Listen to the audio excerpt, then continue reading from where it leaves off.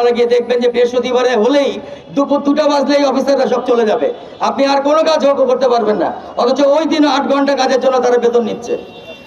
এই জিনিসগুলো যখন আপনি সংস্কার করতে যাচ্ছেন, ঠিক সেই মুহূর্তে আপনার সচিবের কর্মকর্তারা, কর্মচারীরা তারা কিন্তু আন্দোলনে যাচ্ছে। কি তারা এই নিয়ম মানে না? রাষ্ট্রীয় গুরুত্বপূর্ণ বিভিন্ন অফিস আদালতে কর্মবিরতিতে যাচ্ছে রাষ্ট্রের কর্মচারীরা।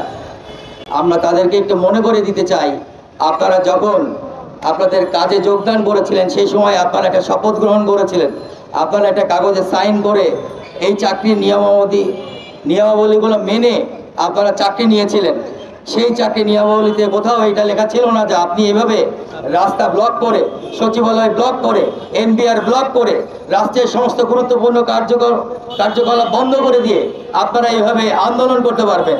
আমার আগের বক্তারা বলেছেন আইন সিদ্ধভাবে যা করার করুন, আইন আছে দেশে, এখন শাসন আছে, সেই আইনের শাসনের মাধ্যমে আপনারা আসুন, আপনারা বসুন সরকারের সাথে।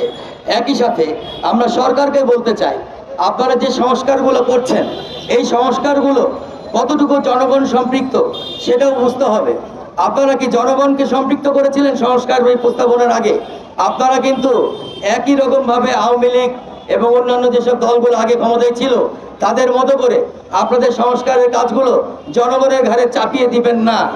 আপনারা অবশ্যই সংস্কার করার পূর্বে প্রত্যেকটা জিনিস জনগণের কাছ থেকে জেনে নিন। আমরা জানি সচিবালয় কি ঘটে। যদি বাংলাদেশে একটা রাজপ্রাসাদ থাকে, এই রাজপ্রাসাদের নাম হচ্ছে সচিবালয়। আমাদের সাধারণ জনগণের কারো ঢোকার ক্ষমতা নাই এই সচিবালয়ে।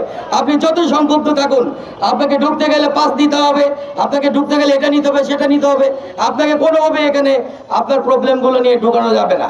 এবং কেন ঢোকানো যাবে না? এই সিস্টেমগুলো এখানে ফ্যাসিজম একটা সিস্টেম অনেক আগে থেকে এখানে চালু আছে।